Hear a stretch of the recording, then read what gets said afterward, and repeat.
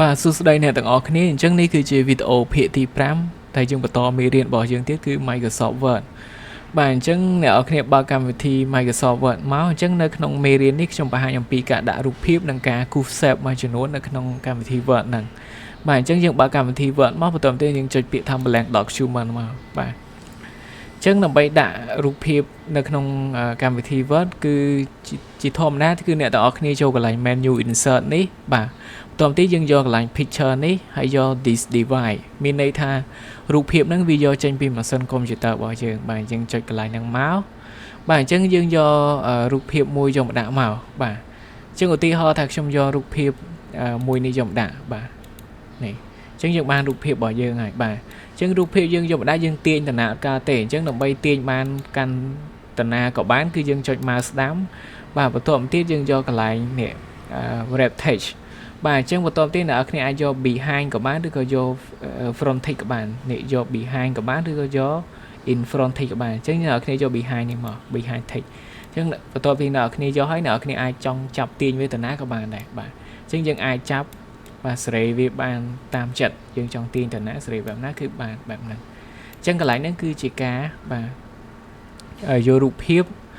ចេញពីកុំព្យូទ័ររបស់យើងយកមកដាក់បាទចំណុចមួយទៀតគឺយើងទៅ copy តែម្ដងអញ្ចឹងអ្នកនរគ្នាទៅ internet មកបាទទៅកម្មវិធី Google Chrome មក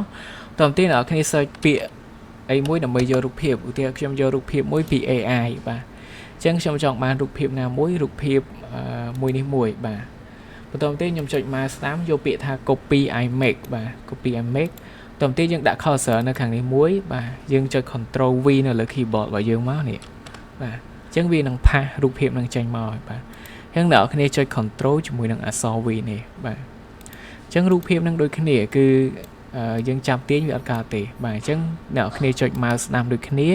យកពាក្យថា wrap text ហើយយកពាក្យ behind text នេះមកបាទអញ្ចឹងយើងអាចចាប់សេរីអីទាញឲ្យស្មើគ្នាបាននេះបាទអញ្ចឹងយើង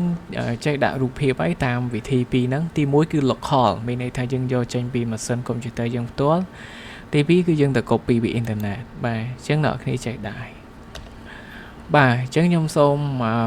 បង្ហាញចំណុចបន្ទាប់ទៀតគឺអ្នកគ្នាដាក់ save បាទអញ្ចឹង save មានន័យថារបស់ដែលយើងត្រូវគូសដាក់អីអញ្ចឹងណាបាទអញ្ចឹងអ្នកគ្នាចូលកន្លែង menu insert នេះតោះទៀតអ្នកគ្នាឃើញពាក្យគេដាក់ថា save ហើយចុចសញ្ញាព្រួយចូលក្រោមហ្នឹងមកអញ្ចឹងវាមាន save ជាច្រើនដែលយើង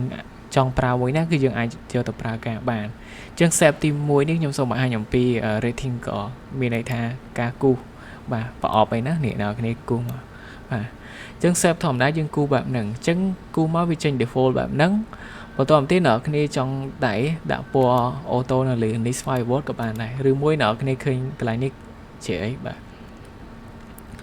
អញ្ចឹងអ្នកគ្នាអាចចុចសញ្ញាព្រួយនេះបានហើយយកអាធម្មតានេះមកបាទវាចេញបែបហ្នឹងអញ្ចឹង save របស់យើងចង់ដាក់ពណ៌អត់នេះចង់ដាក់ពណ៌អ្នកគ្នានេះឧទាហរណ៍យើងផ្ដាច់នេះអ្នកគ្នាចុច select លើ save មួយចូលពាក្យថា save format បន្ទាប់ទៀតយកពាក្យថា save field មានន័យថាពណ៌របស់អា save ហ្នឹងយើងចង់ដាក់ពណ៌អីបាទពណ៌ហ្នឹងឧទាហរណ៍ថាអ្នកគ្នាដាក់ប៉ុន្តែអ្នកគ្នាអត់ចង់បាន border save ហ្នឹងវាមើលទៅពណ៌អត់ស្អាតទេបាទអញ្ចឹងអ្នកគ្នាចុចលើ select លើ save ហ្នឹងយកពាក្យថា save format អ្នកគ្នាមើលគេដាក់ថា save outline បាទអញ្ចឹង save outline បើសិនយើងចង់ដូរពណ៌ border នេះយើងដូរពណ៌លឿងពណ៌ក្រហមអីវាចេញតាមហ្នឹងប៉ុន្តែបើយើងអត់ចង់ដាក់ទេយើងយកពាក្យថា no outline នេះមកបាទអញ្ចឹងវាអត់មាន border អីទេ